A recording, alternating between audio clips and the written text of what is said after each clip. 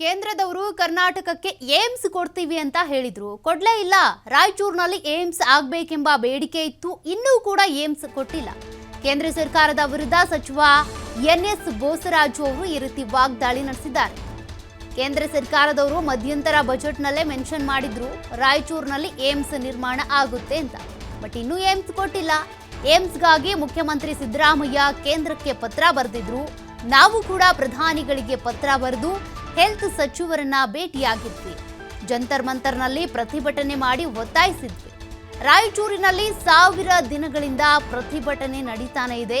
ಇನ್ನೂ ಕೂಡ ರಾಯಚೂರಿಗೆ ಬೇಕಾಗಿರುವಂತ ಏಮ್ಸ್ ಆಸ್ಪತ್ರೆ ಸಿಕ್ಕಿಲ್ಲ. ಇವತ್ತು ಕೂಡ ರಾಯಚೂರು ಬಂದ್ ಮಾಡಲಾಗಿದೆ.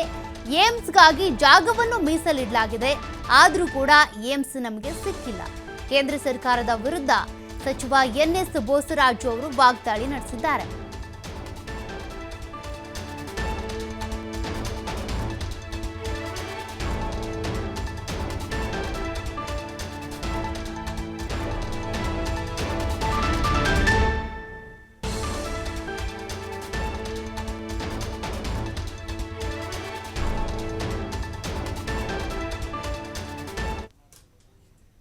ಏಮ್ಸ್ ಆಗಬೇಕು ಅಂತೇಳಿ ಒಂದು ಬೇಡಿಕೆ ಇತ್ತು ಮತ್ತು ಕೇಂದ್ರ ಸರ್ಕಾರ ಸಹಿತ 2020ರಲ್ಲಿ ಕರ್ನಾಟಕಕ್ಕೆ ಏಮ್ಸ್ ಕೊಡ್ತೀವಿ ಅಂತೇಳಿ ಅಂದಿನ ಹೆಲ್ತ್ ಮಿನಿಸ್ಟರ್ ಆಗಿರ್ತಕ್ಕಂಥ ಹರ್ಷವರ್ಧನ್ ಅವರು ಅನೌನ್ಸ್ ಮಾಡಿದರು.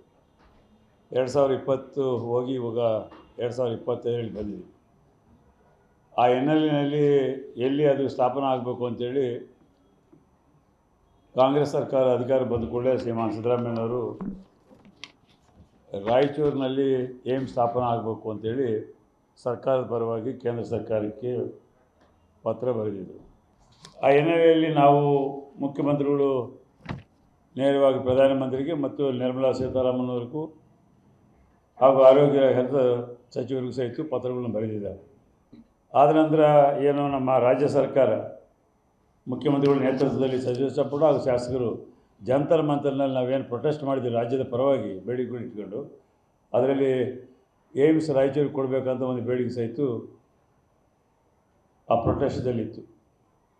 ಅದಾದ ನಂತರ ಪ್ರಧಾನಮಂತ್ರಿಗೆ ಮುಖ್ಯಮಂತ್ರಿಗಳು ಭೇಟಿಯಾದಾಗ ಸಹಿತ ಈ ರಾಯಚೂರು ಏಮ್ಸ್ ಬಗ್ಗೆ ಮಾತನಾಡಿದರು. ಇಷ್ಟೆಲ್ಲ ಮುಗಿದು ಇವತ್ತು ರಾಯಚೂರಿನಲ್ಲಿ